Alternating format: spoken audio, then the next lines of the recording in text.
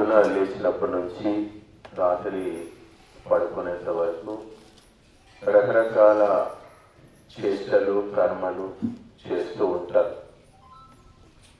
కానీ చాలామందికి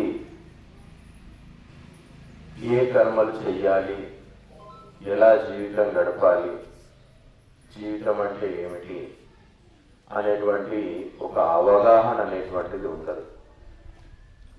కాబట్టి శాస్త్రము మనిషి జీవితానికి ఒక దిశానిర్దేశం చేస్తూ ఉంటుంది. ఆ దిశానిర్దేశానికి అనుగుణంగా మనిషి కర్మలు చేసుకుంటూ ముందుకు వెళ్ళాలి. యః శాస్త్ర విధిముత్సృజ్య వర్తంతే కామకారతః న స సిద్ధిమవాప్నోతి నా సుఖం నా పరమాం గతిం అని చెప్పారు. అంటే ఎవడైతే తన మనస్సుకు తోచిన విధంగా ఇష్టానుసారంగా జీవితాన్ని గడుపుతూ ఉంటాడో, ఇష్టం వచ్చినటువంటి కర్మలు చేసుకుంటూ పోతూ ఉంటాడో, నస సిద్ధి అంటే వానికి జీవితంలో ఏ విధమైనటువంటి సిద్ధి కలగదంట, ఏది ప్రాప్తించదు. నా సుఖం అంటే వాని జీవితంలో వాస్తవికంగా అనుభవించాల్సినటువంటి సుఖం ఏదైతే ఉందో ఆ సుఖం కూడా వానికి లభించదు. పరమాం గతి అంటే వానికి పరమ గతి అంటే మోక్షము, భగవంతుని యొక్క ప్రాప్తి కూడా వానికి లభించదు అని చెప్తున్నారు. అందుకోసమే ప్రతి వ్యక్తి కూడా అన్ని కర్మలు చేసుకుంటూ కాస్త శాస్త్ర పఠనానికి, శాస్త్రాన్ని వినడానికి కాస్త సమయాన్ని కేటాయించాలి అని. ఇంటి పనులు చూసుకుంటూ శాస్త్రం వినాలి, వంట పని చేసుకుంటూ శాస్త్రం వినాలి, డబ్బు సంపాదించుకుంటూ శాస్త్రం వినాలి, వ్యవసాయం చేసుకుంటూ శాస్త్రం వినాలి, దుకాణాలు చూసుకుంటూ శాస్త్రం వినాలి. ప్రతి పని చేసుకుంటూ మనము శాస్త్రం వింటూ ఉండాలంట. శాస్త్రం విన్నప్పుడే నువ్వు ఏ పని చేస్తున్నావు, ఏం చెయ్యాలి, ఏం చేయకూడదు, ఎక్కడ నీ యొక్క కర్మలు ఆపాలి, ఎంతవరకు కర్మలు చేయాలి, దేని యొక్క పరిధి ఏమిటి, దేని యొక్క స్థాయి ఏమిటి, దేని ఎంతవరకు పోషించాలి, ఇలాంటి అన్ని విషయాలు కూడా మనకు శాస్త్రం అనేటువంటిది ఒక హద్దు నిర్ణయిస్తుంది. ఆ హద్దు దాటకుండా మనము కర్మలు చేస్తూ ముందుకు వెళ్ళాలి అని మనకు శాస్త్రాలు బోధిస్తూ ఉన్నాయి. కానీ చాలా మందికి ఈ యొక్క శాస్త్రం యొక్క అవగాహన అనేటువంటిది లేదు. చేసుకుంటూ పోతూ ఉంటారు, ఒకటే సంపాదిస్తూ ఉంటారు, పొద్దున్న నుంచి సాయంత్రం వరకు గానుగెద్దులాగా కష్టపడుతూ ఉంటారు, పని చేస్తూనే ఉంటారు. ఇక జీవితం అంతా వానికి తినడము సంపాదించడము, తినడము సంపాదించడము, తినడము సంపాదించడము, జీవితం అంతా దానికే సరిపోతుంది. ఎందుకు సంపాదిస్తున్నాడు, ఎందుకు తింటున్నాడు, ఇంతగా ఎందుకు కష్టపడుతున్నాడు, ఇంతగా ఎందుకు కష్టపడాలి, ఏమవసరమని అని ఎవరు కూడా ఏమీ ఆలోచించట్లేదు. మనసుకు దోచినంత కష్టపడుతూనే ఉంటాడు. పొద్దున ఒక అలవాటు చిత్తంలో ఒక సంస్కారం అనేటువంటిది ప్రారంభమైతే అది వాడిని ట్యూన్ చేస్తూనే ఉంటున్నాడు, అదే తిప్పుతా ఉంటుందట. పొద్దున లేవగానే కాస్త తినడము, తిని పొలం చూసుకోవడానికి పొలంకి వెళ్ళిపోవడం, ఇక మళ్ళీ పొలంలో కష్టపడి మళ్ళీ మధ్యాహ్నం వచ్చి మళ్ళీ తినడం, మళ్ళీ తిన్న తర్వాత కాసేపు పండుకొని మళ్ళీ పొలం చూసుకోవడం. ఇట్లా జీవితాంతం అంతా కూడా పొలము ఇల్లు, పొలము ఇల్లు, పొలము ఇల్లు, పొలము ఇల్లు. ఆ జీవితం అంతా మొత్తం అంతా కూడా పొలంలో సగము, ఇంట్లో సగము వానికి గడిచిపోతూ ఉంటుంది. మరి వానికి సిద్ధి ఎక్కడిది, పరమ గతి ఎక్కడిది, సుఖం ఎక్కడిది మనిషికి జీవితం చెప్పండి. కాబట్టి జీవితంలో సుఖము ఉండాలి, భగవంతుని యొక్క ప్రాప్తి ఉండాలి, పరమ గతి ఉండాలి, శాస్త్రం యొక్క పఠనము ఉండాలి, పుణ్యము సంపాదించుకోవాలి, కాస్త 4 అక్షరాల ముక్కలు కూడా నేర్చుకోవాలి, జీవితం యొక్క పరమార్థ తత్వం ఏమిటో ఇవి కూడా కాస్త అవగాహన పొందాలి అని అనుకుంటే అప్పుడప్పుడు ఇట్లా వచ్చి ఆశ్రమంలో కూర్చొని గురువుల సాన్నిధ్యంలో ఉండి 4 మంచి విషయాలు విన్నప్పుడు మనం ఎందుకు పుట్టాము, ఏం చేస్తున్నాము, ఏం చెయ్యాలి, ఏం తప్పు చేస్తున్నాము, వేటిని సరిదిద్దుకోవాలి, ఇలాంటి విషయాల పట్ల మనకు అవగాహన అనేటువంటిది కలుగుతుంది. ఎప్పటి వరకైతే ఈ యొక్క అవగాహన రాదో మనిషి జీవితం అనేటువంటిది ఒక గాడిలో పడదు అని చెప్పారు. ఆ యొక్క ఎద్దు పొలం దున్నుతూ ఉంటుంది, అన్ని చేస్తూ ఉంటుంది, కానీ ఎందుకు చేస్తుందో ఏమి దానికి అర్థం కాదు. ఎందుకంటే దానికి ఆలోచించేటువంటి బుద్ధి భగవంతుడు ఇవ్వలేడు. కానీ మనిషికి, కేవలం మనిషికి మాత్రమే భగవంతుడు ఆలోచన శక్తి ఇచ్చారు. మత్వా కర్మాణి సీవ్యది అంటే మనిషి యొక్క విశేషత ఏమిటి అంటే వీడు ఆలోచించి పనులు చేస్తాడంట. ఏ పనులు చేసినా కానీ వాడు ఆలోచించి ఈ కర్మ చేయడం వల్ల నాకు వచ్చేటువంటి లాభం ఏమిటి, సంతానం గణ్యాను, పిల్లల్ని పెంచుతున్నాను, పోషిస్తున్నాను, దీనివల్ల నాకు వచ్చే ప్రయోజనం ఏమిటి చెప్పండి. మనిషి ఎందుకు వివాహం చేసుకోవాలి, ఎందుకు సంతానాన్ని గనాలి, ఎందుకు పిల్లల్ని పోషించాలి, దానికి ఏమైనా అర్థం పరమార్థం ఉందా అంటే ఋషులు ఏర్పరిచినటువంటి ధర్మాన్ని భూమి మీద స్థాపించడానికి మనిషి పెళ్లి చేసుకొని పిల్లల్ని కనాలంట. ఋషుల యొక్క సాంప్రదాయాలను, ఋషులు చెప్పినటువంటి కర్మలు చేయడానికే మనిషి వివాహం చేసుకోవాలంట. పిల్లలు ఎందుకు కనాలి అంటే వాసనలు తీర్చుకోవడానికి సంతానం కనమని చెప్పట్లేదండి. అందరూ వివాహం చేసుకుంటున్నారు, అందరూ పిల్లల్ని కంటున్నారు, అందరూ పెళ్లి చేసుకుంటున్నారు, చక్కగా అందమైన వాళ్ళని చూసుకొని జోడీలు కట్టుకుంటూ పోతున్నారు, పిల్లల్ని కంటూ ఉన్నారు. దీనికోసం సంతానం కనమని చెప్పట్లేదు, దీనికోసం వివాహం చేసుకోమని చెప్పట్లేదు. మీరు వివాహం చేసుకుంటే సంతానం కలుగుతుంది. ఆ సంతానము ఈ యొక్క ధార్మికమైనటువంటి పరంపరను ముందుకు తీసుకెళ్ళాలి. ఈ వేదాలు చదవాలి, యజ్ఞాలు చెయ్యాలి, ధర్మాన్ని పాటించాలి, దానం చెయ్యాలి, ధార్మిక సంబంధమైనటువంటి విషయాలు తెలుసుకోవాలి, మానసికమైనటువంటి శుద్ధిని పొందాలి, సత్కర్మలు చేయాలి. ఇలాంటి కర్మలన్నీ చేయడానికే మనకు సంతానం, మానవ జాతి ఎందుకు అవసరము, మనుషులంతా ఎందుకు అవసరం అంటే సత్కర్మలు చేయడానికట.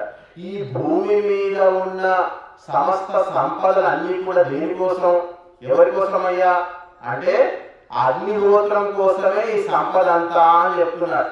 ఈ భూమి మీద ఉన్న సంపద అంతా కూడా ఈ యొక్క అగ్నిహోత్రం వేస్తుందట.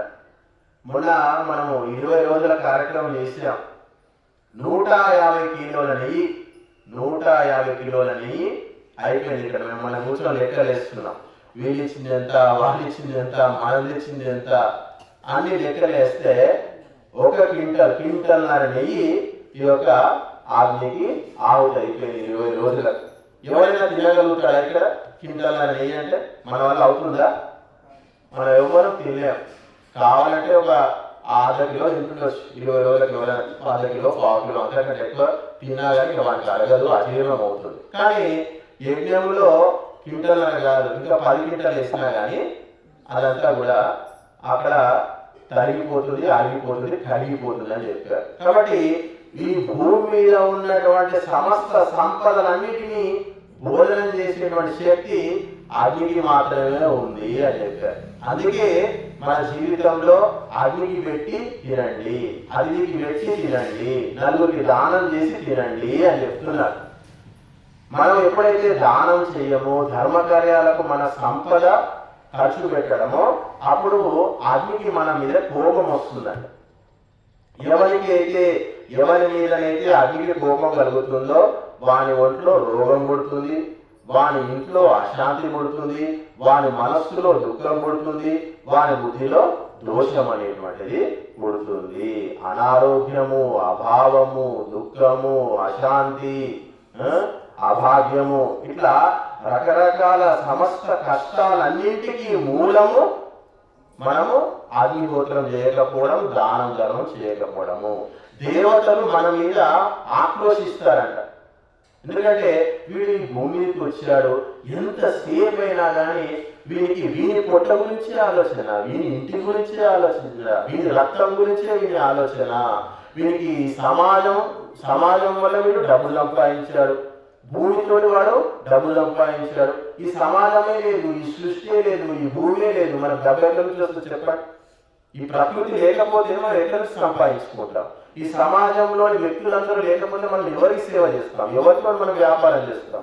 నువ్వు సంపాదించిన ధాన్యాన్ని ఎవరికి అమ్ముకుంటావు చెప్పండి? కాబట్టి సమాజం ఉంది, సమాజం ద్వారానే నువ్వు బతుకుతున్నావు. ఈ భూమి ఉంది, భూమిని పండించుకొని నువ్వు బతుకుతున్నావు. కాబట్టి ఇవన్నీ బతకాలి. ఈ యొక్క పంచభూతాలు పరిశుద్ధంగా, పవిత్రంగా, శుద్ధంగా ఉండాలి. ఇవన్నీ ఉండాలంటే ఎట్లా ఉంటాయి అంటే అగ్నిహోత్రం ద్వారా మాత్రమే ఈ యొక్క పంచభూతాలన్నీ కూడా పవిత్రంగా, శుద్ధంగా ఉంటాయి.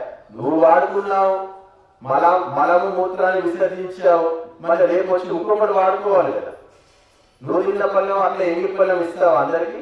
ఇవ్వలేదు కదా. అందులో వేరే ఒకటి తినాలంటే ఇక్కడ మీరందరూ తింటూ ఉన్నారు, తిన్న తర్వాత పళ్ళాలు కడిగి శుభ్రంగా అక్కడ పెట్టేస్తారు. పెట్టిన తర్వాత మళ్ళీ రేపు ఇంకొకటి వచ్చి దాంట్లో మళ్ళీ తింటాడు, మళ్ళీ వాడు శుభ్రం చేసి పోతాడు. కాబట్టి మనం వచ్చినందుకు మన యొక్క శరీరం ద్వారా ఈ ప్రకృతి అంతా కూడా కలుషితం అవుతుంది. గుర్తుపెట్టుకోండి, ప్రతి మనిషి ద్వారా ఈ భూమి కలుషితం అవుతుంది. కాబట్టి నువ్వు కలుషితం చేసిన దాన్ని భగవంతుడు వచ్చి దాన్ని పవిత్రం చేయడండి.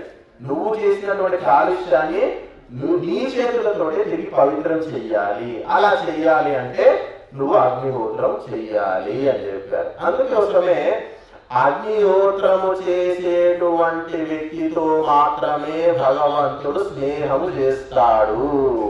గుర్తుపెట్టుకోండి, అగ్నిహోత్రము చేసేటువంటి వ్యక్తులందరికీ భగవంతుడు స్నేహితుడు. అగ్నిహోత్రం చేయని వారందరికీ కూడా భగవంతుడు శత్రువు. ఈ ప్రకృతి శత్రువే, నువ్వు తాగే నీరు శత్రువే, నువ్వు తినే అన్నము శత్రువే, నీ జీవితం అంతా కూడా నీకు శత్రువుగా మారిపోతుంది. ఎందుకు అట్లా అవుతుందంటే నీ ఒంట్లో ఉన్నటువంటి దేవతలు, ఈ బయట ఉన్నటువంటి దేవతలు, వీళ్ళంతా కూడా నీకు శత్రువులుగా మారిపోతారంట. కాబట్టి మనిషి భూమి మీద వచ్చినందుకు కేవలము భోగాలు అనుభవించడమే కాదు, కాస్త దానము, ధర్మము, త్యాగం కూడా చెయ్యాలి.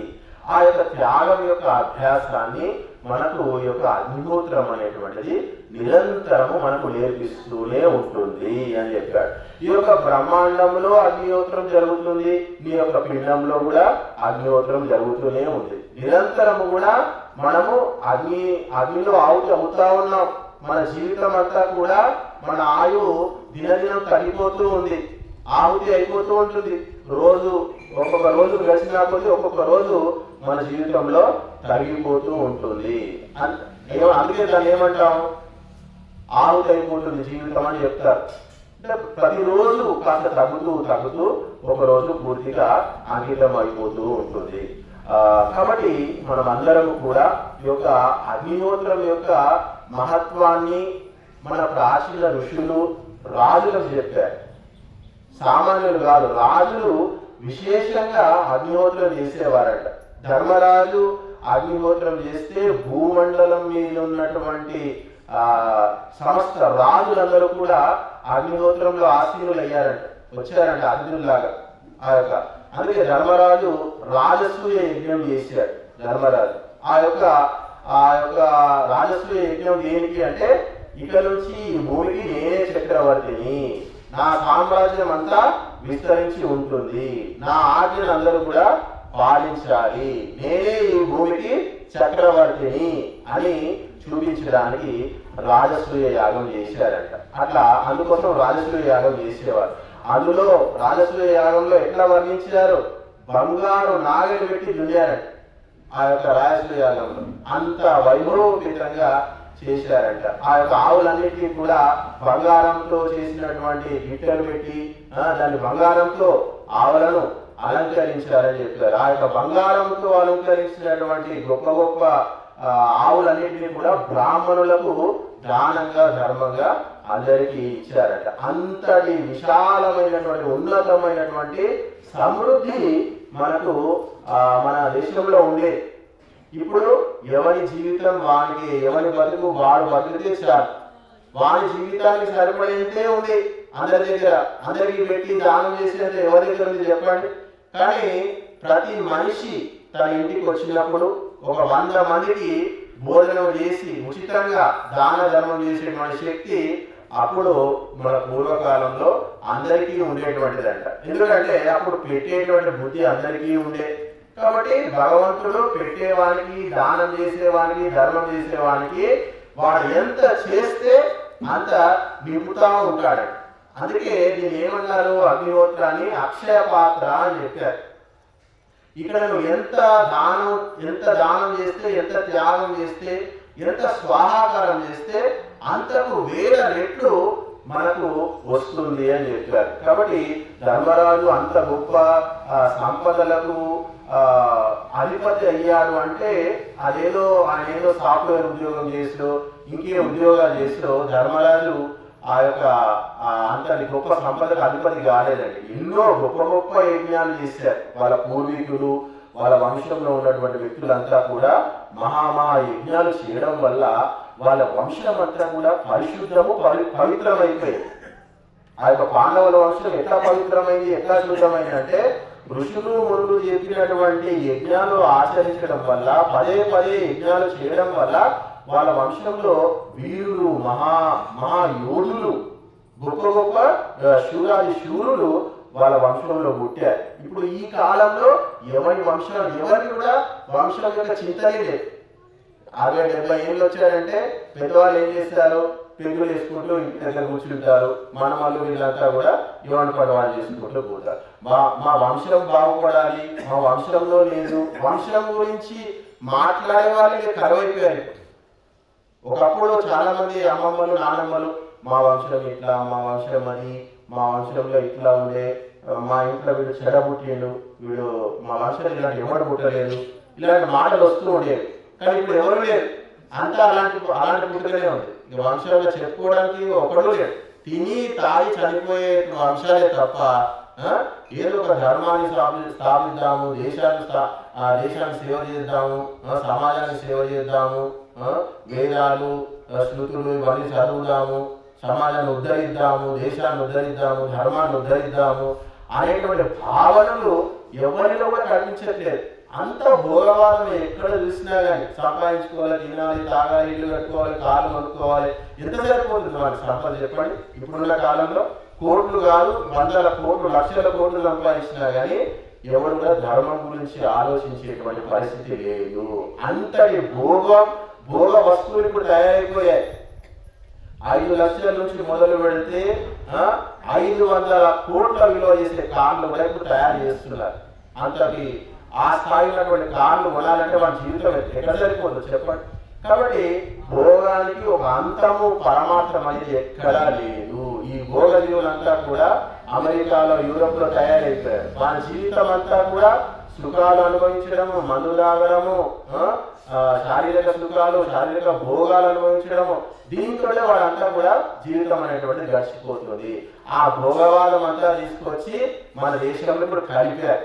మన వాళ్ళంతా కూడా ఇప్పుడు త్యాగం లేదు, దానం లేదు, ధర్మం లేదు, అంతా ఎక్కడ చూసినా కానీ భోగవాదమే తయారైపోయింది.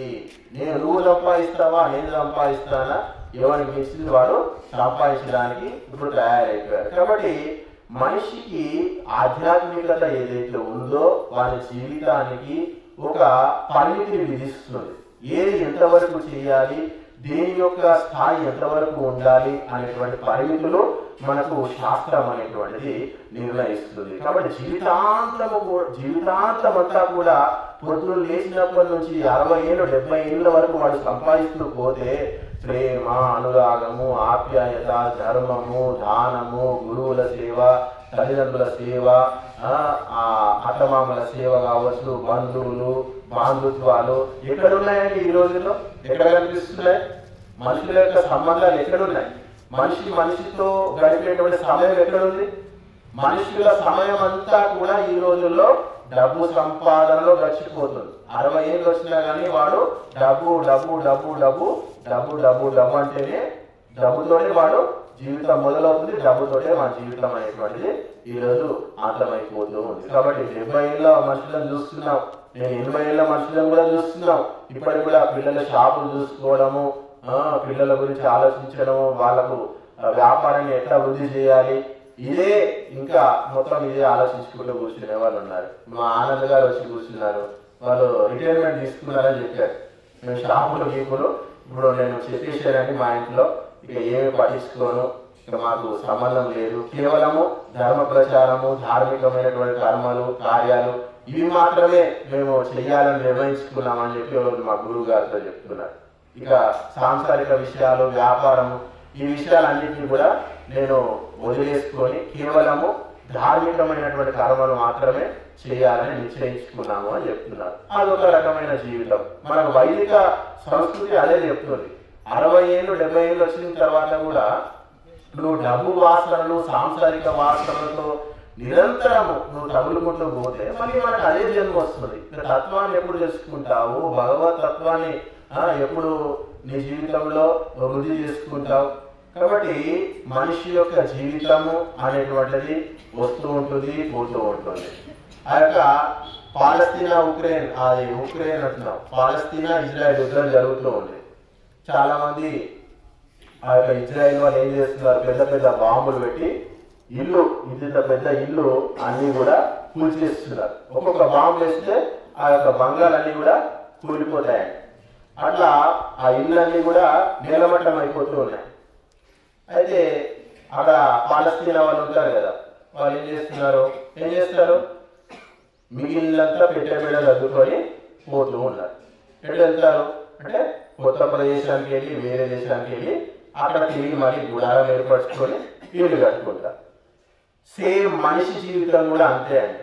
మనిషి యొక్క జీవితము, దేహము, సూక్ష్మ దేహము, స్థూల దేహము రెండు ఉంటాయి. ఈ యొక్క స్థూల దేహాన్ని కాలిపోయిన ఇల్లుతో సమానంగా మనం భావించవచ్చు. సూక్ష్మ దేహం ఉంటుంది లోపల. అంటే వాడి ఇల్లు పడిపోయినప్పుడు బ్యాగు తీసుకెళ్తాడు కదా, వాటిని మనము సంస్కారాలు అని చెప్పారు. అంటే మనిషి చేసినటువంటి సంస్కారాలు, కర్మలు ఇవన్నీ కూడా మనిషి యొక్క సూక్ష్మ దేహంతో వెళ్తాయి. గుర్తు పెట్టుకోండి. ఎప్పుడైతే ఈ యొక్క దేహము చితిలో గాలిపోతుందో వాని యొక్క సూక్ష్మ దేహము వానితోనే ఉంటుంది. అది వాని యొక్క కర్మలకు అనుగుణంగా వానికి ఇంకొక దేహాన్ని వానికి ప్రసాదిస్తుంది. కాబట్టి మనిషి ఈ యొక్క బ్యాగు భద్రంగా చూసుకోవాలి. ఆ బ్యాగులో మనం చేసినటువంటి కర్మలు అంటే సత్కర్మలు ఆ బ్యాగులో నింపుకోవాలి. ఆ సత్కర్మలు అనేటువంటివి బ్యాగులో నింపుకొని మనం కొత్త జన్మలు ఎత్తేటువంటి ప్రయత్నం చేయాలి. ఇల్లు గాలిపోయింది, దేహం పోయిందని ఎప్పుడూ బాధపడేది లేదండి. ఎన్నిసార్లు ఇల్లు గాలిపోయినా కానీ మనము చేసినటువంటి ఆ యొక్క కర్మలు ఏదైతే పెట్టే మీ దగ్గర బ్యాగ్ ఏదైతే ఉందో అందులో సంపదలు, బంగారం ఎట్లా దాపెట్టుకున్నావో నీ కర్మలు కూడా అదే విధంగా నీ మనస్సు సూక్ష్మదేహం ఏదైతే ఉంటుందో అది జన్మ జన్మలకు కూడా నీతోటి ఎప్పుడు ఉంటుంది. కాబట్టి దాన్నే సూక్ష్మదేహము అని చెప్పారు. కనిపించేటువంటి యొక్క కాళ్ళు, చేతులు, మెడ, తలకాయ ఇవి ఏవైతే ఉన్నాయో ఇవన్నీ కూడా స్థూల దేహము అంటారు. కనిపించకుండా అంటే నువ్వు చేసినటువంటి కర్మల సంస్కారాలు, నువ్వు సంపాదించినటువంటి జ్ఞానము, నువ్వు చేసినటువంటి సత్కర్మలు, దానము, ధర్మము ఇవన్నీ ఏవైతే ఉన్నాయో అవన్నీ కూడా నీ యొక్క మనస్సులో నిక్షిప్తమై ఉంటాయి. కాబట్టి దీన్నే సూక్ష్మదేహము అని అంటారు. కాబట్టి ఈ సూక్ష్మదేహము నువ్వు ఎన్నిసార్లు చనిపోయినా కానీ, నువ్వు ఎన్ని జన్మలు ఎత్తినా కానీ ఎప్పటికీ బ్యాగ్ లాగా నీతోటే ఈ యొక్క జీవాత్మతోటి వెళ్తూనే ఉంటుందట. ఆ కర్మలకు ఆధారంగానే నీకు కొత్త కొత్త జన్మలు వస్తూ ఉంటాయి. కాబట్టి ఈ యొక్క బ్యాగ్ సూక్ష్మదేహం ఏదైతే ఉందో ఇందులో సత్కర్మలు నింపుకోవాలి, మంచి కర్మలు చేయాలి. ఎప్పటి వరకైతే సత్కర్మలు చేయవో అప్పటి వరకు నీ జీవితం అనేటువంటిది సద్గతులను పొందదు. కాబట్టి వేదము వినడము, వేదానికి తగిన విధంగా ఆచరించడము, వేదవిహితమైనటువంటి కర్మలు చేయడము ఇవన్నీ కూడా సత్కర్మల కిందికి వస్తాయి. ఎప్పుడెప్పుడైతే నువ్వు ఆశ్రమానికి వస్తావో, ఎప్పుడెప్పుడైతే నువ్వు యజ్ఞంలో కూర్చుంటావో, ఎప్పుడెప్పుడైతే నువ్వు వేదం వింటావో, ఎప్పుడెప్పుడైతే నువ్వు శాస్త్రం వింటావో అప్పుడప్పుడు నీ యొక్క గతి, నీ యొక్క మార్గం అనేటువంటిది ఈ యొక్క సంసారం నుంచి భగవంతుడి వైపు మళ్ళుతూ ఉంటుంది. గుర్తుపెట్టుకోండి.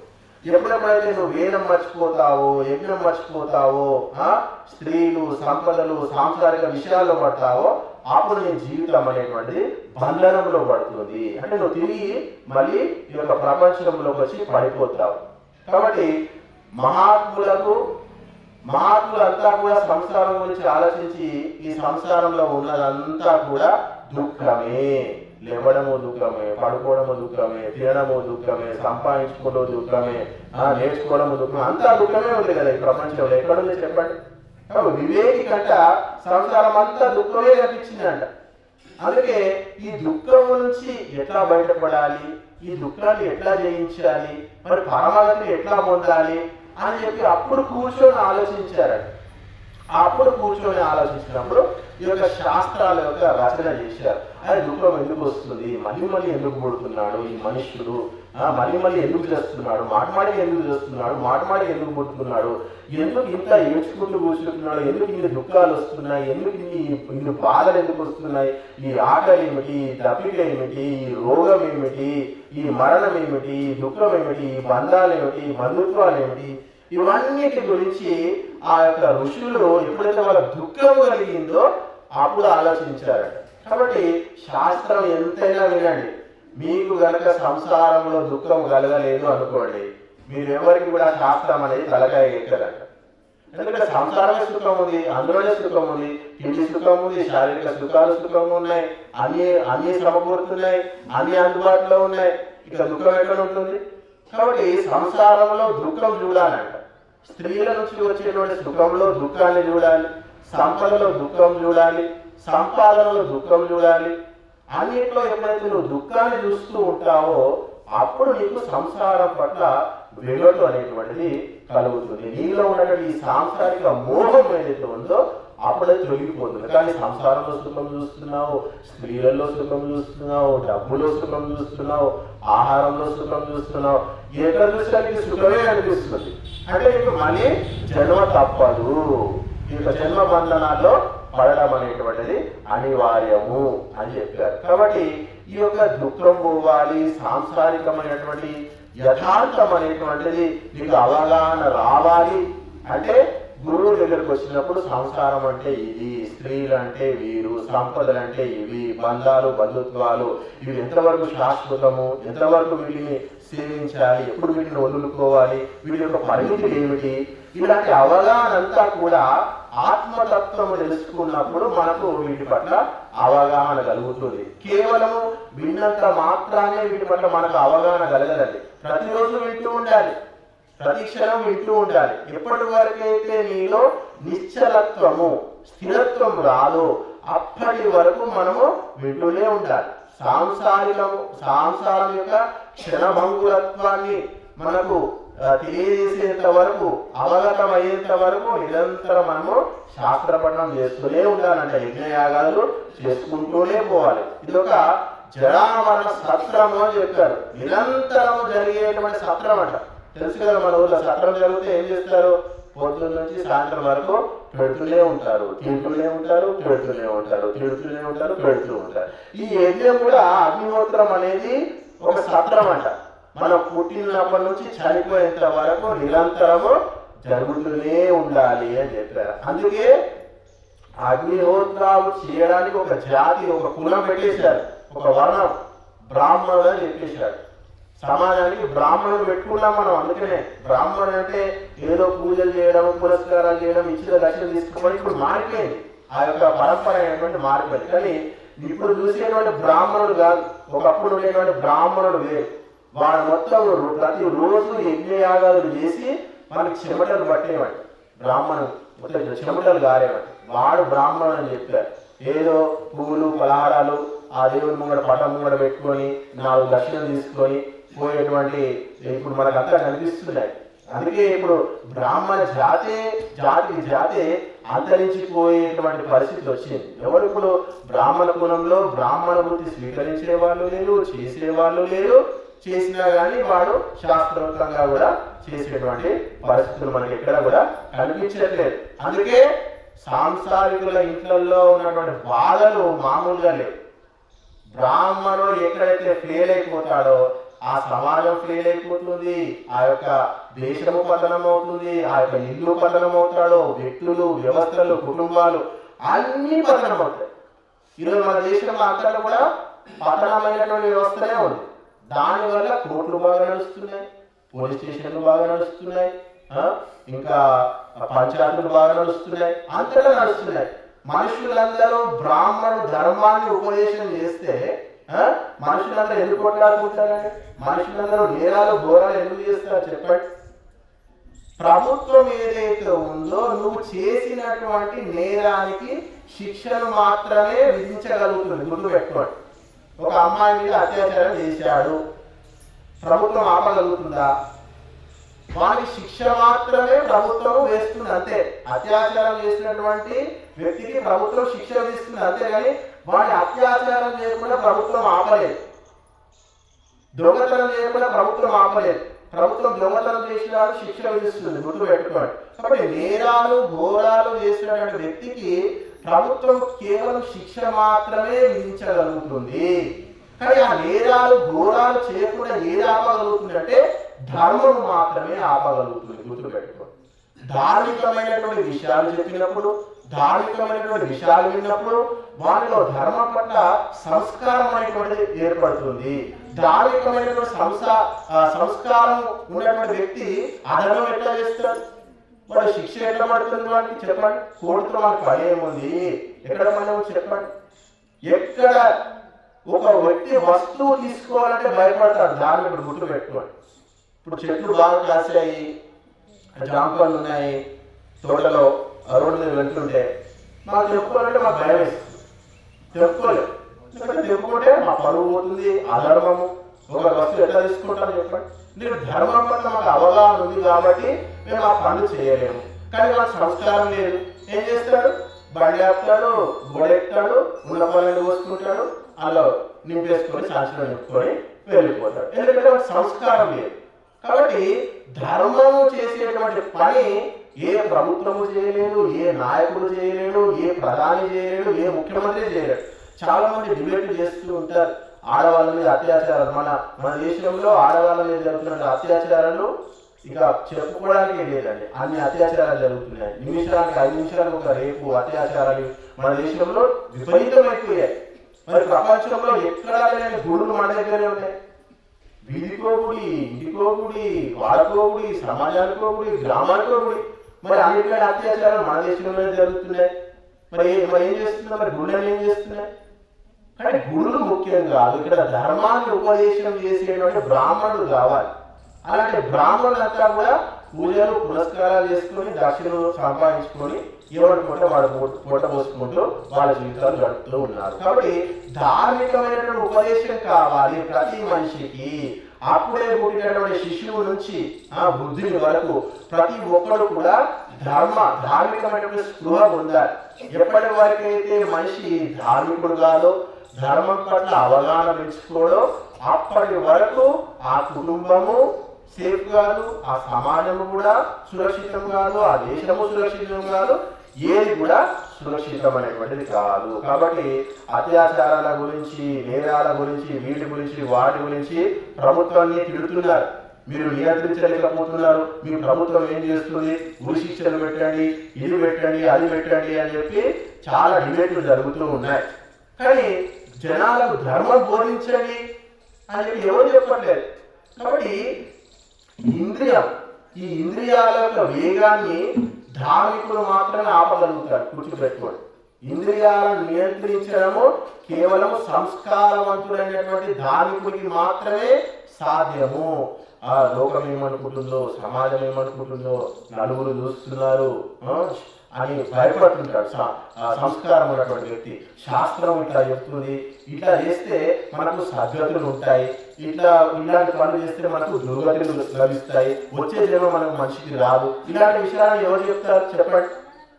ఏదన్నా చేసుకో, ఎట్లన్నా సంపాదించుకో, ఎట్లన్నా ఉండు అనేటువంటి జాతి ఈరోజంతా కూడా తయారైపోయింది. కాబట్టి మనందరికీ కూడా ధార్మికమైనటువంటి సంతానం కావాలి, ధర్మాత్ములు కావాలి. కాబట్టి ధర్మము గురించి మొట్టమొదటగా ధర్మానికి పునాది అహింస అని చెప్పారు. ఈ రోజు మొత్తము కాశ్మీర్ నుంచి కన్యాకుమారి వరకు ఎక్కడ చూసినా హింస హింస హింస, మాంసము మద్యము అంతటా కూడా ఎరులై పారుతుంది. మాంసాహారము తిన్నటువంటి వ్యక్తిలో దయ ఎక్కడ ఉంటుంది, దైవం ఎక్కడ ఉంటుంది, కరుణ ఎక్కడ ఉంటుంది, శ్రద్ధ ఎక్కడ ఉంటుంది, భక్తి ఎక్కడ ఉంటుంది చెప్పండి. ఇవన్నీ కూడా దైవిక లక్షణాలు అని చెప్పారు. మాంసాహార భోజనం వల్ల మనసు మలినమైపోతుంది, మనసు భారంగా తయారవుతుంది, వానిలో కరుణ అనేటువంటి దేశ మాత్రం కూడా ఉండదండి. గుర్తుపెట్టుకోండి. పాలస్తీనా మీద దాడి చేశారంటే దానికంటే ముందు వాళ్ళు ఏం చేశారు, వెళ్ళి అక్కడ వాళ్ళు ఇజ్రాయెల్ వాళ్ళు ఏదో కొత్త పంట వచ్చిందని చెప్పి ఏదో డ్యాన్స్ ప్రోగ్రామ్ పెట్టుకొని డ్యాన్సులు చేసుకుంటూ వాళ్ళు ఉంటే వీళ్ళు పోయి వాళ్ళ మీద తుపాకీలు పెట్టి ఆడవాళ్ళ మీద అత్యాచారాలు చేసి ఆడవాళ్ళని చంపి ఇక వాళ్ళని ఎన్ని చేయాలో, వాళ్ళ మీద ఆడవాళ్ళ మీద ఎన్ని అకృత్యాలు చేయాలో నీచమైన పనులన్నీ చేసి పెట్టారు. ఎక్కడి నుంచి వచ్చింది సంతానం? ఎలాంటి తల్లిదండ్రులు అలాంటి సంతానాన్ని కంటారు చెప్పండి? మన భారతీయులు చేశారా చెప్పండి? ఇప్పటి వరకు మీరు ఇతిహాసం తీసుకొని చరిత్ర తీసుకొని భారతీయులు పోయి ఆడవాళ్ళ మీద అత్యాచారం చేసినట్టు ఎక్కడా లేదు. ఇతర మతాలు ఇతర దేశాల్లోనే ఆడవాళ్ళ మీద యుద్ధం పేరుతో అఘాయిత్యం చేసినటువంటి సంఘటనలు ఉన్నాయి. మొన్న రష్యా మీద కూడా ఇలాంటి ఆరోపణలు చేశారు. ఎవరు? ఉక్రెయిన్ వాళ్ళు. మా ఆడవాళ్ళ మీద అత్యాచారాలు చేశారు, సైనికులు అత్యాచారాలు చేస్తున్నారు, ఆడవాళ్ళని హింసిస్తున్నారు, టార్చర్ పెడుతున్నారు అని చెప్పి. ఎక్కడెక్కడ పాశ్చాత్య దేశాల్లో యుద్ధాలు జరిగాయో అక్కడంతటా కూడా ఆడవాళ్ళ మీద అఘాయిత్యాలు జరిగాయి. గుర్తు పెట్టుకోండి. విదేశీయులు వచ్చి మన ఆడవాళ్ళ మీద అఘాయిత్యాలు చేశారు. కానీ మన వీరులు, మన శూరులు, మన మగవాళ్ళందరూ కూడా ఎవరు కూడా ఆడవాళ్ళ మీద, మన భారతీయ సైన్యం ఏదైతే ఉందో, ఆర్మీ ఉందో, ఎప్పుడు కూడా ఆడవాళ్ళ మీద అత్యాచారం చేయలేదు, మగవాళ్ళని కూడా హింస పెట్టలేదు. యుద్ధం అంటే యుద్ధం చేశారు, చంపారు, వచ్చారు అంతే తప్ప మన సైన్యము ఒకరిని ఏదో మనసులో పెట్టుకొని హింసించడం కానీ, వాళ్ళ ఆడవాళ్ళు దొరికినప్పుడు వాళ్ళ మీద అఘాయిత్యం చేయడం కానీ మన ఇండియన్ ఆర్మీ, భారతీయ సైన్యం ఎక్కడ చేయలేదండి. అదే పాకిస్తాన్ సైన్యం తీసుకోండి, బంగ్లాదేశ్ సైన్యం తీసుకోండి, రష్యన్స్ కావచ్చు, అమెరికన్స్ కావచ్చు, ఉక్రెయిన్ కావచ్చు, వీళ్ళందరి చరిత్ర అంతా కూడా భ్రష్టు బట్టి ఉంది. వాళ్ళందరూ కూడా దొరికినటువంటి ఆడవాళ్ళందరి మీద కూడా అత్యాచారం చేసినటువంటి వ్యక్తులే. ఎందుకంటే వాళ్ళలో ధార్మికమైనటువంటి సంస్కారం అనేటువంటిది లేశ మాత్రం కూడా లేదు. ఇక్కడ మన ఆడవాళ్ళలో ఆ సంస్కారం ఉంది కాబట్టి అలాంటి సంతానానికి వీళ్ళంతా పుట్టారు కాబట్టి, అలాంటి తల్లులకు పుట్టిన బిడ్డలు కాబట్టి వీళ్ళందరూ కూడా ఆడవాళ్ళని గౌరవించడం, ఆడవాళ్ళంటే ఒక భక్తి భావన ఇలాంటిది అంతా కూడా మన దేశంలో పురుషుల్లో ఉంది. కానీ ఇప్పుడు ఆ భావన తగ్గిపోతుంది, రోజు రోజుకు తగ్గిపోతుంది. మన హిందువుల పిల్లల మీద అత్యాచారం చేస్తున్నారు. అత్యాచారం గురైన అమ్మాయి ఎవరు అంటే హిందూ, చేసిన వాడు ఎవరు? హిందువే. వేరే మతస్థులు కూడా చేశారు, కానీ అంతా కూడా మన సంతానమే మన మీదనే అత్యాచారం చేస్తుంది, వాళ్ళే చేసుకుంటున్నారు. మన సంతానమే ఇలాంటి పనులు చేస్తున్నారు. అత్యాచారము, అఘాయిత్యము, కాసుకోవడము, చంపుకోవడము, ఇవన్నీ కూడా మన దేశంలో ఈరోజు నిత్యకృత్యం అయిపోయాయి. సర్వసాధారణమైనటువంటి విషయాలు ఉన్నాయి. తల్లులే చేస్తున్నారు అత్యాచారం పిల్లల మీద, బిడ్డల మీద. ఎంత ఘోరం చెప్పండి. కాబట్టి ఎక్కడా కూడా ధార్మిక విషయాలు చెప్పట్లేదు, వినట్లేదు. కేవలము ఒక గుడి కట్టుకొని అందులో దండం పెట్టుకొని ఒక కొబ్బరికాయ కొట్టుకొని ఎవరి మానవ వాడు వెళ్ళిపోతున్నాడు అంతే తప్ప ధర్మం అంటే ఏమిటి, వేదం అంటే ఏమిటి, శాస్త్రం అంటే ఏమిటి, మనిషి ఎట్లా నడుచుకోవాలి, మనిషి జీవితం ఎట్లా ఉండాలి అనే విషయాలు కూడా ఎవరు కూడా చెప్పట్లేదు. కాబట్టి ఈ పరంపర అనేటువంటిది ఆగకూడదు. యజ్ఞం యొక్క పరంపర, వేదం యొక్క పరంపర నిరంతరము జరుగుతూనే ఉండాలి. అందుకే బ్రాహ్మణుని ఋత్వికుడు అన్నాడు. ఋత్వికుడు అని ఎందుకన్నారు అంటే మన యొక్క సంవత్సరానికి 6 ఋతువులు ఉంటాయి. వసంత ఋతువు, గ్రీష్మ ఋతువు, శరద్ ఋతువు. ఇట్లా ప్రతి ఋతువు మధ్యలో ఈ యొక్క ఋతు సంధి జరుగుతుంది. అంటే వసంత ఋతువు నుంచి గ్రీష్మ ఋతువుకి మధ్య 7 రోజులు, 7 రోజులు దీన్ని ఋతు సంధి అని చెప్పారు. అంటే ఈ 7 రోజులు ఋతువు మారుతూ ఉంటుంది. అక్కడ మళ్ళీ ఆ ఋతువు వచ్చిన తర్వాత ఆ ఋతువు యొక్క గుణాలు వస్తూ ఉంటాయి. కాబట్టి ఈ సంధికాలం అని చెప్పారు. ఈ 7 రోజులు ఆ 7 రోజులు సంధికాలం అని చెప్పారు. ఈ ఋతు సందులలో ఏం జరుగుతుందంటే మనిషిలో పాశవికమైనటువంటి ప్రవృత్తి వస్తుందంట. మనుషుల్లో రకరకాలైనటువంటి మార్పులు కలుగుతూ ఉంటాయంట. మనిషి బుద్ధిలో రకరకాల మార్పులు వస్తూ ఉంటాయి, వాతావరణంలో రకరకాల మార్పులు వస్తుంటాయి, వ్యక్తుల్లో సమాజంలో కూడా రకరకాల మార్పులు వస్తూ ఉంటాయంట. ఆ యొక్క మార్పులకు అనుగుణంగా ఔషధాలతో యజ్ఞం చేస్తాడు బ్రాహ్మణుడు. అందుకే బ్రాహ్మణుని ఋత్వికుడు అని చెప్పారు. అందుకే మనము ప్రతి సంవత్సరము ఈ యొక్క 2 మాసాలకు ఒక ఋతువు అని చెప్పారు. ఈ యొక్క ఋతు సందులలో 6 సార్లు మనం ఖచ్చితంగా ఈ యొక్క 15 రోజులు ఎప్పుడైతే మనము యజ్ఞ యాగాలు చేసి ఆ యజ్ఞ యాగాలలో పాల్గొంటామో ఈ యొక్క వాతావరణం వల్ల వచ్చినటువంటి దోషాలు ఏవైతే ఉన్నాయో అవి మనకు సోకకుండా మనము ఆయురారోగ్యాలతో అష్టైశ్వర్యాలతో మన జీవితాన్ని ముందుకు తీసుకెళ్ళడానికి ఈ యొక్క యజ్ఞాలు అనేటువంటివి మనకు తోడ్పడుతూ ఉంటాయి. కాబట్టి ఒక డాక్టరు చేయని పని, ఒక వైద్యుడు చేయని పని, ఒక పోలీసు వాడు చేయని పని, ఒక లాయర్ చేయనటువంటి పని, ఒక రాజు చేయనటువంటి పని, వీళ్ళందరూ చేయకంటే ముందే బ్రాహ్మణుడు తన కర్తవ్యం చేయాలండి. ఈ యొక్క అగ్నిహోత్రము ప్రవచనం ద్వారా ఎప్పుడైతే బ్రాహ్మణుడు ఆ యొక్క వ్యక్తిని అగ్నిహోత్రం దగ్గర కూర్చోబెట్టి వేదశాస్త్రాలు చెప్తాడో వాడికి పోలీసు అవసరం లేదు, డాక్టర్ అవసరం లేదు, లాయర్ అవసరం లేదు, ప్రభుత్వం అవసరం లేదు, రాజు అవసరం లేదు, ఎవ్వడూ అవసరం లేదు. వాడే ధర్మానికి కట్టుబడి ఉన్న తర్వాత వాడి సంఖ్య లేదు. మన ప్రభుత్వం దేనికి, మనకి ఈ రూల్స్ ఎందుకు, ఈ సెక్షన్లు ఎందుకు, ఇవన్నీ ఎందుకు, ఏమీ అవసరం లేదు. కాబట్టి అలాంటి బ్రాహ్మణుడు మనకు కావాలి. అందుకే మనకు గురుగారు నిరంతరము మీకు గంటలు ప్రతిసారి మీకు ప్రవచనాలు చెబుతూనే ఉన్నారు. చాలా మంది చాలా సమయం అవుతుంది ఇది అని ఎంతోమంది అంటూ ఉన్నారు. మీరు చేయాల్సింది ఏముంది, హాయిగా కాస్త పొట్టలో వేసుకొని వచ్చి ధార్మికమైనటువంటి విషయాలు చెప్తే మీ తలకెక్కించుకోవడమే మీ యొక్క పని. అంతకుమించి చేసేది ఏమీ లేదు. మీకు ఎక్కినటువంటి జ్ఞానం ఏదైతే ఉందో దాన్ని తీసుకెళ్ళి మీ పిల్లలకు నూరు పోయాలంట. ఇది ధర్మము, ఇది దేశము, ఇది భక్తి, ఇది వేదము, ఇది శాస్త్రము. ఈ విషయాలన్నీ కూడా తల్లి ఆ యొక్క కొడుకుకు సంతానానికి చెప్పాలని చెప్తున్నారు. తల్లిదండ్రులు అంటే కేవలము తిండి పెట్టడమే మా పని అని తయారవుతున్నారు. తిండి పెట్టాలి, ఆస్తి సంపాదించాలి అని చెప్తున్నారు. మీరు కేవలం తిండి పెట్టి ఆస్తి సంపాదించితే వాడు మీకు శత్రువు అవుతాడు. గుర్తుపెట్టుకోండి, వాడు మీకు శత్రువే, ఈ సమాజానికి శత్రువే, ఈ దేశానికి శత్రువే. మీరు తిండి పెట్టకండి, ఆస్తి ఎక్కడి, సంస్కారం వేయండి. మీ సంతానానికి కనుక సంస్కారం ఇస్తే వాడు కుక్కలాగా మీకు సేవ చేస్తాడు. మీరు పొమ్మన్నా మిమ్మల్ని ఇచ్చిపోడు. ధార్మికమైనటువంటి సంతానము అన్నప్పుడే మనుషులకు సుఖం కలుగుతుందట. ధర్మాత్ముడైనటువంటి సంతానం కలిగినప్పుడే ఆ యొక్క తల్లిదండ్రులు జీవితంలో సక్సెస్ అయినట్టు లెక్క. జీవితంలో పెళ్లి చేసుకున్నాం, పిల్లలు కన్నామంటే పాస్ అయినట్టు కాదండి. నీ సంతానము ధార్మికుడు అయితేనే నువ్వు ఆ యొక్క వివాహ బంధంలో పాస్ అయినట్టు లెక్క. ఇక వాడు ధార్మికుడు కాదు, తాగుతున్నాడు, తింటున్నాడు, భోగ లాలసల్లో వాడు నిరంతరం మగ్నం అయిపోయాడంటే మీరు ఫెయిల్ అయిపోయారు. వానికి జన్మ ఇచ్చారు, తోలిచ్చారు, రక్తం ఇచ్చారు, కానీ మనకి బుద్ధి ఇవ్వలేదు, మనకి సంస్కారం అనేటువంటిది మన హృదయంకి మీరు ఇవ్వలేదు. కాబట్టి మీరు ఇద్దరు జీవితంలో ఫెయిల్ అయిన కిందికి లెక్క. కాబట్టి మీరందరూ వస్తున్నారు.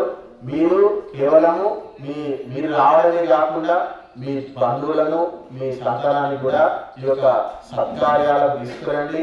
ఇక్కడ చేసేటువంటి అగ్నిహోత్రాన్ని మీ యొక్క గృహంలో కూడా చేయించేటువంటి పని మీరు చేయండి, చర్చించండి. అగ్నిహోత్రం గురించి మీ ఇంటిని పాది అందరూ కూడా మీ ఇంట్లో కూడా అగ్నిహోత్రంలో కూర్చునేటువంటి వాతావరణాన్ని కల్పించండి. అప్పుడు మీరందరూ కూడా క్షేమంగా ఉంటారు. కాబట్టి ఎక్కడెక్కడైతే ధర్మానికి హాని కలుగుతుందో అక్కడక్కడ స్త్రీల జీవితం అనేటువంటిది ఆపదలో చిక్కుకుంటుంది. బాగా గుర్తుపెట్టుకోండి. ధర్మము లేకపోతే మొట్టమొదటగా నష్టపోయేది ఆడవాళ్ళే. గుర్తుపెట్టుకోండి. ధర్మం ఉంటే మొట్టమొదటగా గౌరవం పొందేది స్త్రీలే. గుర్తుపెట్టుకోండి. ఇక మగవాడు ఏముందని ఎట్లా బతికేస్తాడు, కానీ ఆడవాళ్ళు ఎట్లా పడితే అట్లా బతకలేరు. ఏది బట్టి అది తినడము, ఎక్కడ బట్టి అక్కడ ఉండడము, ఎవరితో బట్టి వాళ్ళతో స్నేహం చేయడము, ఎట్లా బట్టి అట్లా జీవించడం అనేటువంటిది ఆడవాళ్ళకి సాధ్యం కాదు. ఆడవాళ్ళు క్షేమంగా ఉన్నారు అంటే ధర్మం ఉన్నదని అర్థం. గుర్తుపెట్టుకోండి. ఆడవాళ్ళు క్షేమంగా లేరు ఆ సమాజంలో అంటే ధర్మము లేదు అని అర్థము. కాబట్టి ఈ సమాజం క్షేమంగా ఉండాలి, మీ సంతానం క్షేమంగా ఉండాలి, మీ కుటుంబం క్షేమంగా ఉండాలంటే మీరు ధర్మాన్ని స్వీకరించండి, ధార్మికమైనటువంటి కర్మలు చేయండి, చేయమని చెప్పి మీ ఇంట్లో మీ భర్తను ప్రోత్సహించండి. ప్రతి క్షణము మీ భర్తతో చర్చించండి, ఈ పని చేద్దాము, మన ఇంట్లో యజ్ఞం చేసుకుందాము, దానం చేద్దాము, ఇక్కడ ఏమైనా కొద్దిగా దానం చేయండి, వాళ్ళకి ఏమైనా దానం ఇవ్వండి, మన సత్కార్యాలు చేద్దామండి, మన ఇంట్లో ఒక సత్సంగం పెట్టుకుందామండి అని చెప్పి భర్తకు భార్య నూరికి వస్తూ ఉండాలట. భార్య చేసేటువంటి పని ఏంటంటే నూరి పోయడం, ధర్మం పట్ల నూరికి వస్తూ ఉంటారట. తల్లి చెప్పింది అనుకోండి, అత్త వేస్ట్ బేకాది, ఈ ఎప్పుడు ఉంటుందో ఎప్పుడు పోతుందో చాలు, ఎప్పుడు పోతుందో చూస్తున్నా అని చెప్పి రోజు కనుక తల్లి కొడుకులో చెప్పింది అనుకోండి, వాళ్ళు కూడా ఆమె ఎప్పుడు పోవాలనే కోరుకుంటారు. తల్లి ఎవరి పట్ల ప్రేమ అనురాగం పెంచుతుందో సంతానం కూడా వాళ్ళ పట్లనే అనురాగం పెంచుకుంటుంది. గుర్తుపెట్టుకోండి, తల్లి ఎవరినైతే ఇష్టపడదో సంతానం కూడా వాళ్ళను ఇష్టపడదు. కాబట్టి తల్లి ధర్మాన్ని ఇష్టపడితే సంతానం కూడా ధర్మాన్ని ఇష్టపడుతుంది. తల్లి తలుచుకుంటే మొత్తం సంతానాన్ని, ఆ కుటుంబాన్ని అన్నింటినీ మార్చేయగలుగుతుంది. అందుకే దేశానికి ఇంగ్లీష్ వాళ్ళు వచ్చినప్పుడు వాళ్ళు ఏం చేశారు, మొట్టమొదటిగా ఆడవాళ్ళని పట్టుకున్నారు. ఆడవాళ్ళను క్రిస్టియన్లుగా మార్చాలి అని చెప్పి ఆడవాళ్ళకి స్పెషల్గా స్కూల్ తెచ్చారు. ఆ యొక్క ఎవరు క్రైస్తవులు వాళ్ళకు యేసు ప్రభువును, యేసు గురించి చెప్పడము, బైబిల్ గురించి నేర్పించడము, మొత్తం ఆడవాళ్ళ మీద ఫోకస్ చేశారు వాళ్ళంతా కూడా. దానివల్ల మన దేశంలో చాలా కుటుంబాలను అట్లా ఆ క్రైస్తవం స్వీకరించినటువంటి ఆడవాళ్ళంతా కూడా ఇంట్లో వెళ్ళి పిల్లలకు ఆ యేసు ప్రభు గురించి చెప్పడము, బైబిల్ గురించి చెప్పడము, అట్లా ఇల్లు మొత్తము కూడా బైబిల్మయం చేయడము, క్రైస్తవమయం చేశారు చాలా మంది ఆడవాళ్ళు. అట్లా క్రైస్తవులు సక్సెస్ అయ్యారు. ఇప్పటికి కూడా క్రైస్తవుల పాఠశాలలే ఆడవాళ్ళు ఎక్కువగా ఉన్నాయి. ఆడపిల్లల స్కూళ్ళు క్రైస్తవ మిషనరీలకు సంబంధించినవి ఎక్కువగా ఉన్నాయి. మీరు చూడండి, హైదరాబాద్కి వెళ్ళండి, హైదరాబాద్ ఎత్తున మీకు రైట్ లో ఉంటుంది, ఆడవాళ్ళకి మాత్రమే ఉంటుంది. అక్కడ పిల్లలు మీరు హిందువుల పిల్లలు వేయండి, ముస్లింల పిల్లలు వేయండి, ఎవరైనా వేయండి, పొద్దున లేవగానే ప్రేయర్ చేయాలి, బైబిల్ చదవాలి, యేసుక్రీస్తుని మొక్కుకోవాలి. అట్లా ఒక ఆడవాళ్ళకు ఆ సంస్కారం ఇస్తే కుటుంబమే మారిపోతుంది అని వాళ్ళు ఒక కాన్సెప్ట్ పెట్టుకున్నారు. మన శాస్త్రాలు కూడా అవే చెప్తున్నాయి. వీళ్ళు వాళ్ళు కాదండి, ఐఎస్ఐఎస్ తీవ్రవాదులు అంట ఆడవాళ్ళందరినీ తీసుకొచ్చి వాళ్ళకు గర్భంలో ఉన్నప్పుడు వాళ్ళందరికీ నమాజ్ నేర్పించడము, ఎట్లా కాల్చాలో, ఎట్లా చంపాలో అవన్నీ చెప్తున్నారు శిశువులు గర్భంలో ఉన్నప్పుడు. ఎందుకంటే వచ్చేటువంటి సంతానం అంతా క్రూరంగా తయారు కావాలి, వాళ్ళంతా ఉగ్రవాదులుగా తయారవుతారని చెప్పి వాళ్ళు అట్లా సైకలాజికల్ గా ఆ యొక్క స్త్రీలను హింసించి ఆ సంతానాన్ని కాడే విధంగా వాళ్ళు ప్రయత్నం చేస్తున్నారు. ఐఎస్ఎస్ ఉగ్రవాదు, ఐసిఐసి ఉగ్రవాదు. కాబట్టి స్త్రీలు సంసారానికి పునాది అని చెప్తున్నారు. మేమేం చేయగలుగుతాం, మేము సంపాదిస్తున్నామా, మా ఇంట్లో ఏం నడవాలి, అంత ఆనేది నడుస్తుంది, అంత ఆనిష్టమే నడుస్తుంది అని చాలా మంది అనుకుంటూ ఉంటారు. కానీ ఆడవాళ్ళు పెట్టే భోజనం కానీ, ఆడవాళ్ళు మాట్లాడే మాటలు కానీ, ఆడవాళ్ళు ఇచ్చే సంస్కారం వల్ల ఒకసారి ఆ యొక్క సంతానం యొక్క మనస్సులో కనుక ఆడవాళ్ళ ముద్ర వేయగలిగితే వాడు చనిపోయేంత వరకు వాడు దాన్ని చెరుపుకోలేడు. కాబట్టి చాలా మంది ఆడవాళ్ళు బాధపడుతూ ఉంటాడు, ఇట్లా ముట్టాడేంది, వీడు ఎప్పుడు చూసినా ఇట్లా తయారయ్యేది. ఎప్పుడైతే వాడు 9 నెలలు నీ గర్భంలో ఉన్నాడో ఆ సమయంలో నువ్వు ఎట్లా అనుకుంటే నీ సంతానం అట్లా తయారవుతున్నాడు. ఆడవాళ్ళకి ఆ శక్తి ఇచ్చాడని చెప్పారు జీవితంలో. కాబట్టి ఆ యొక్క పునాది, ఆ శక్తి గర్భంలో ఉన్నప్పుడు సంతానాన్ని మార్చుకునేటువంటి శక్తి ఏదైతే ఉందో దాన్ని ఆడవాళ్ళు ఎవరు కూడా సద్వినియోగం చేసుకోవట్లేదు, దాన్ని దుర్వినియోగం చేస్తున్నారు. ఏదో తిన్నామా, టయానికి తిని టయానికి సంతానాన్ని అన్నామా అన్నట్టే ఉంది తప్ప ఆ సమయంలో సంతానం మీకు ఎట్లా కావాలి, మీ సంతానం ధర్మాత్ముడు కావాలంటే రాముడి గురించి మీరు వినాలి, రాముడి గురించి చదవాలి, కృష్ణుడి గురించి వినాలి, మహాభారతం వినాలి, వీరుడు కావాలంటే వీరుడికి సంబంధించిన కథలు వినాలి అని చెప్పారు. అట్లా గర్భంతో ఉన్నటువంటి ఆ తల్లి ఏ విధమైనటువంటి విషయాలు వింటుందో, తెలుసుకుంటుందో, ఏది కావాలని చెప్పి మనసులో స్థిరం చేసుకుంటుందో, నిశ్చయం చేసుకుంటుందో ఆ సంతానం కూడా అదే విధంగా తయారైపోతున్నాడు. దాన్ని ఎవడు కూడా ప్రపంచంలో ఎవడు మార్చలేడు. కాబట్టి ఆ విధమైనటువంటి సంస్కారాన్నే మనకు వేదం కూడా కలిగిస్తుంది. చిన్నప్పటి నుంచే సంస్కరించండి మీ సంతానాన్ని. చిన్నప్పుడు మీ సంతానానికి సంస్కారాలు చేయండి, షోడశ సంస్కారం చేయండి, నవకరణ సంస్కారం చేయండి. ప్రతి సంస్కారంలో వేద మంత్రాలతో అగ్నిహోత్రం చేయండి. అగ్నిహోత్రంతో మీరు హోమం చేసినటువంటి మీ సంతానానికి తాగాలని, తినాలని, జీవితాన్ని అనుభవించాలని చెప్పి ఇలాంటి కోరికలు ఎవరికి కలగాలండి. కాబట్టి దైవీ సంబంధమైనటువంటి సత్కర్మలు చేస్తూ సంతానాన్ని కలండి, పెంచండి, పెద్ద చేయండి, మీరు కూడా జీవించండి, వారు కూడా ఆ యొక్క సంస్కారాన్ని ఇవ్వండి. అప్పుడు మీ జీవితం కూడా సుఖంగా, శాంతిగా, ఆయురారోగ్యాలతో ఉంటుంది. వారి భవిష్యత్తు కూడా బంగారమయం అవుతుంది. ధన్యవాదాలు.